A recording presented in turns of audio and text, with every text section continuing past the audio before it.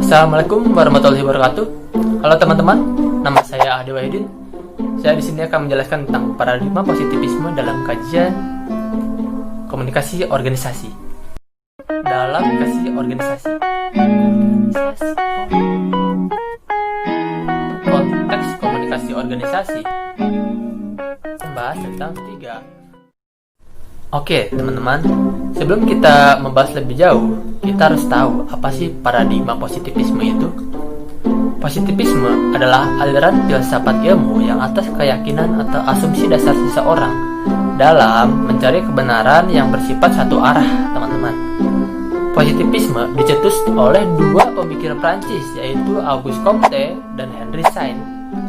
Positivisme merupakan aliran filsafat ilmu yang berdasarkan fakta objektif yang nyata dan sudah pasti.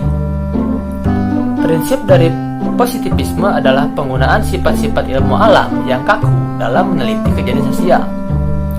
Positivisme menerapkan unity of science, jadi dia mempersatukan antara ilmu alam dan ilmu sosial, sehingga semua ilmu yang ada di dunia ini adalah sama.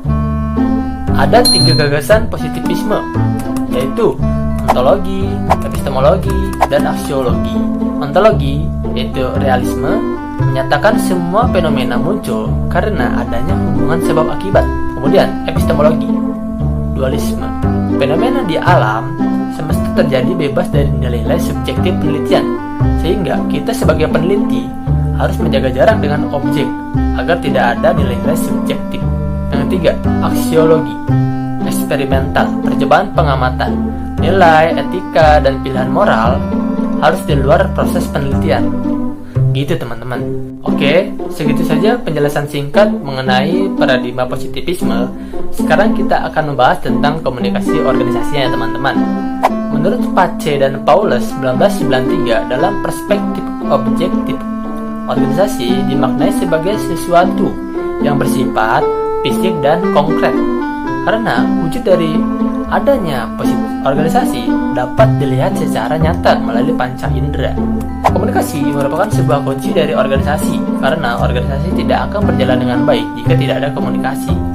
Menurut Wiryanto 2005, komunikasi organisasi adalah pengiriman dan penerimaan pesan organisasi di dalam suatu kelompok, baik itu informal maupun formal dari suatu organisasi.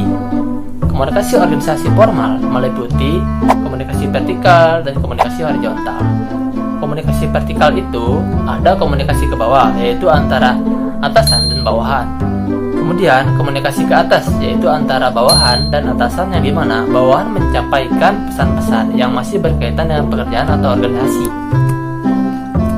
Untuk komunikasi horizontal atau sejajar, contohnya seperti antara atasan dan atasan, bawahan dan bawahan, OB dan OB, atau employee dan employee, yang intinya apapun yang sejajar posisinya. Dalam konteks komunikasi organisasi, paradigma positivisme memandang perilaku komunikasi organisasi adalah sebuah aktivitas yang objektif dan dapat diamati.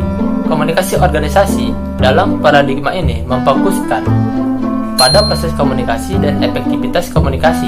Contoh, manajer yang memiliki efektivitas komunikasi yang baik maka akan menimbulkan kepuasan pada karyawan dengan gaya kepemimpinannya.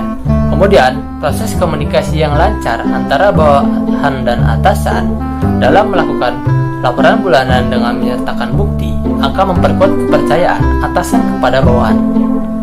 Jadi, organisasi akan berjalan dengan baik jika ada kontrol dan koordinasi, yang dimana dua hal itu tergantung pada komunikasi yang efektif. Baik, segitu saja yang dapat saya sampaikan. Mohon maaf jika banyak salah-salah kata. Wassalamualaikum warahmatullahi wabarakatuh.